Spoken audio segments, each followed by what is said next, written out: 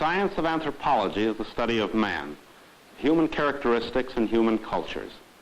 Using objective measurements and making careful observations, and with the whole world as his laboratory, the anthropologist studies human beings, human organizations, and human cultures as they exist in different forms all over the world, and as they have existed in the past. In cultural anthropology, the study of remote cultures is particularly valuable because these cultures are much less complex than in civilized countries, because they shed some light on man's past, and because they give us an idea as to the variety of man's capabilities under many different circumstances of life. In the late 1920s, Dr. Margaret Mead of the American Museum of Natural History, a cultural anthropologist, went to live in the Admiralty Islands in the South Pacific and to write a famous anthropological work, Growing Up in New Guinea. 25 years later, she returned to the same community. Profound changes had taken place. The children she knew had grown to adulthood, having been exposed to the influence of American troops who lived on the island during the Second World War. The people were engaged in becoming a modern community. Dr. Mead's restudy of this community, New Lives for Old, is the theme of the present issue of Horizons of Science. At her home in New York, with 2 graduate students who are working with her, Dr. Mead reviews the changes that have taken place among the Manus in a comparatively few years as a case history in cultural anthropology.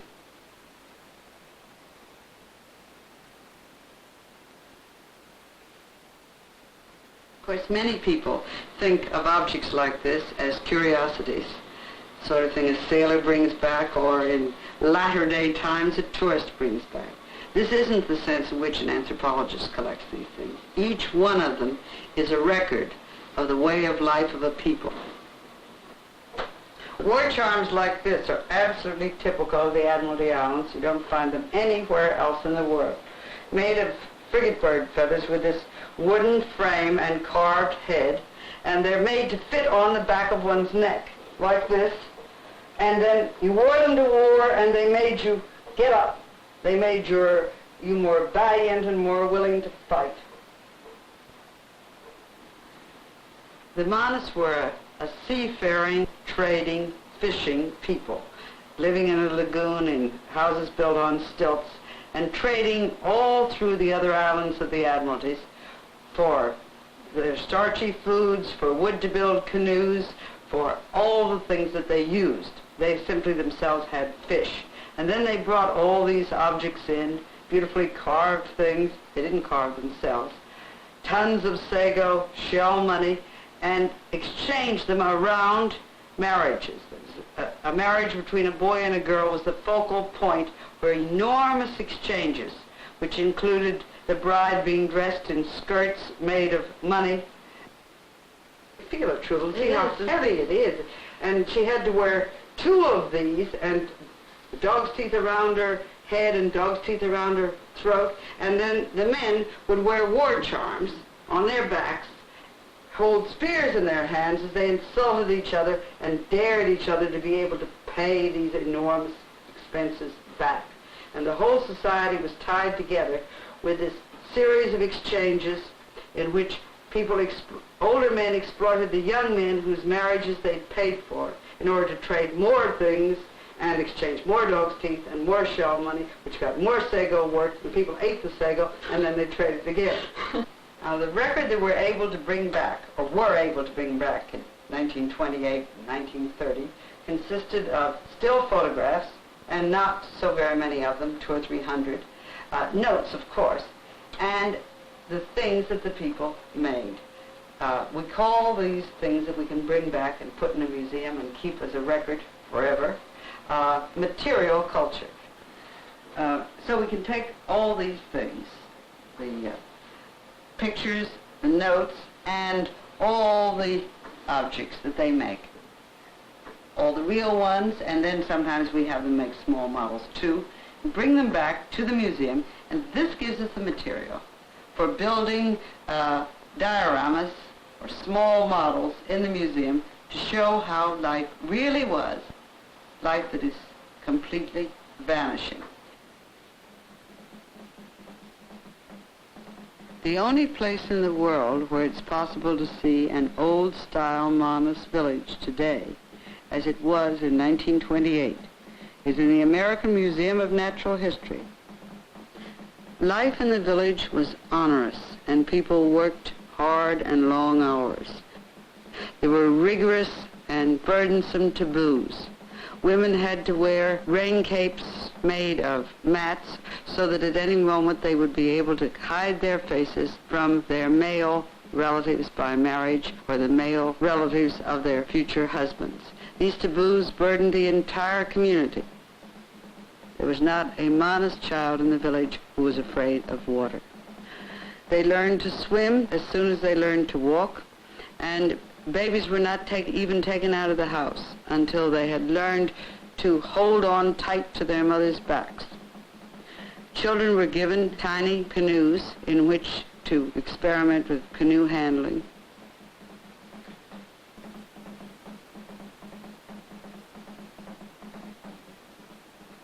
To provide some level space for feasting or dancing, the Manus built up little man-made islands where they could lay out their pots and grass skirts or hang up their dog's teeth and shell money for a feast.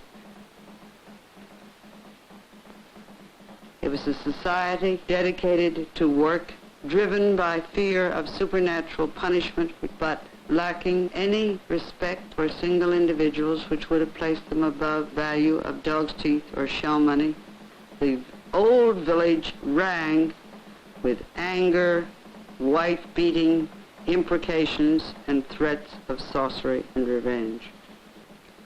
Although these lagoon villages were as beautiful as any other part of the South Sea Islands, they did not present any picture of paradise in 1928. Today, nothing is left of the old village but the houseboats standing in the sea, a map of the way in which the people once lived out in the lagoons from which they have since moved ashore. The man-made islets are now tangled thickets where they were once swept bare for feasts and speech-making. The place where my house once stood is also just a set of posts in the sea. The people have moved ashore and built their houses in long rows, as they believe all American towns are built. Today, the Manus people have land underfoot, sandy stretches on which to play games, instead of the narrow little man-made islands of the old water life. Here the young men can play a kind of football learned from the Australians. On Sunday afternoons, small boys lie on the grass and watch the big boys, wearing what would once have been war paint. Although in many parts of the territory of New Guinea, the people still believe that a kick cross is a European form of war, in the Manus villages there are now only friendly games. Children learn to walk on land instead of on the rickety house floors, and all of them are free to run and play and follow each other about as they never did before.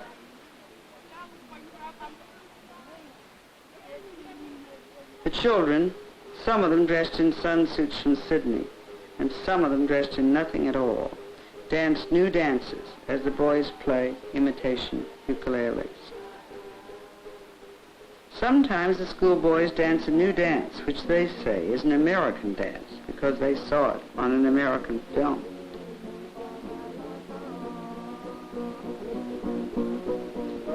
Grown-ups and children both take part in the continuous dancing and singing which has replaced the angry shouts and threats of earlier days.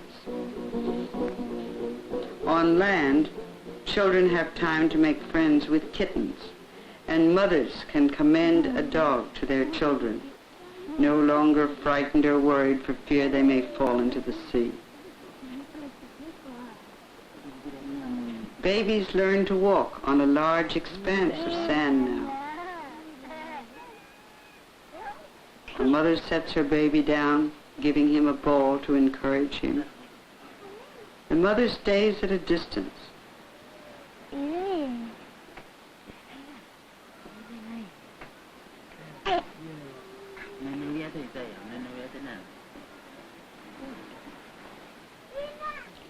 There are many kinds of walking that an anthropologist must study.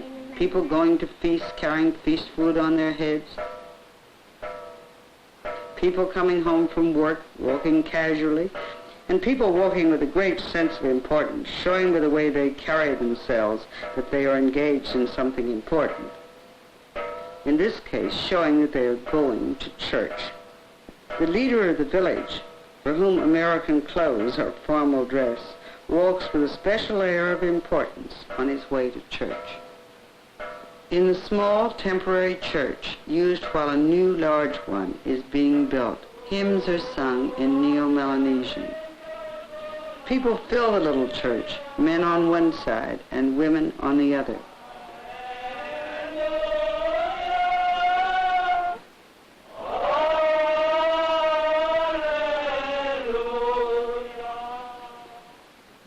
But up in the mountains, far from the coast, the mountain people still hang up dog's teeth and shell money and marriage money finery when they give a feast. Some of these people have stayed in the mountains. They've kept their old costumes and their old spears. They give old-style feasts as their fathers gave them. The old men still march up and down, carrying spears and hurling insults at their opponents.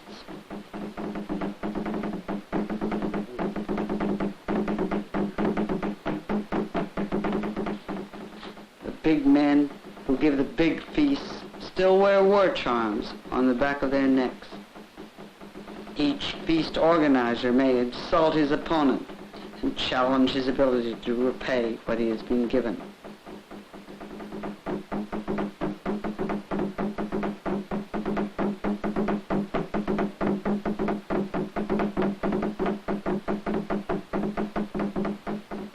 The old wooden gong still sounds in the mountains, while down on the beach, the old wooden stick gong has been replaced by an iron container left over from the war.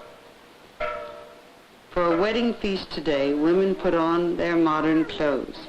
Some dress in the missionary style.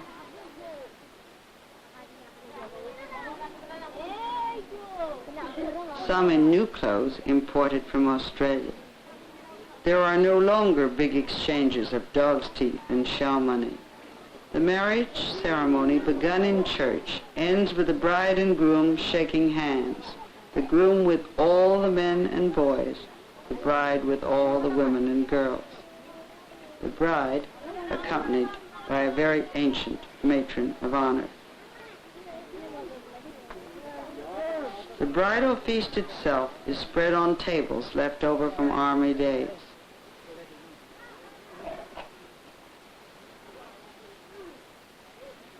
The bride and groom stand stiff and formal at the end of the feast tables, while one of the oldest and most respected men in the village, called lawyer man inside me fellow, calls each group of visitors to come and accept their share of the feast. Old tools and new are combined in such a task as cutting up rubber nuts for caulking the canoes. Some men use old adze handles that once held stone blades but now hold steel. Others use modern axes, cutting close to their fingers with precise, controlled strokes. And the children all take part in the activity, not running away to play as they once did, but enjoying the new cooperative life which their elders also enjoy. The rubber nut is grated to make caulking material. Men work rhythmically, their arms parallel, as they caulk the great sea-going canoe, which is constructed just as canoes were made in their father's day. The only change is in the sail, now made uniformly of canvas, but of the same shape. The Manus have remained a seafaring people, and their lives are still very close to the sea from which they draw their livelihood. Children play all day in the sea, and they learn to use little fish spears, acquiring the precision and fishing skill that they will need later. Although the Manus have changed the way their society is organized, given up their old forms of money and feasting and quarreling and their ghost-ridden financial transactions, they still fish as they once did, using the types of net that they have used for unknown centuries. Large nets are used specially to catch the great schools of fish that come over the reef once a month. Hauls from a day's fishing can be smoked and traded in the local markets for other foods that they eat every day. Wiser than the people of many underdeveloped countries, the Manus have said they must change the form of their human relationships first, before they can expect to have modern technology and economics.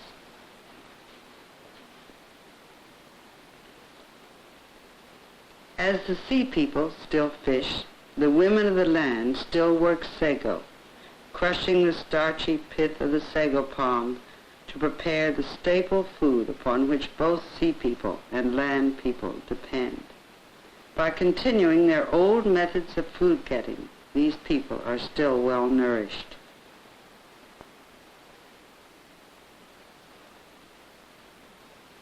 While within their transformed villages, they try to practice their version of what they understand as modern democracy.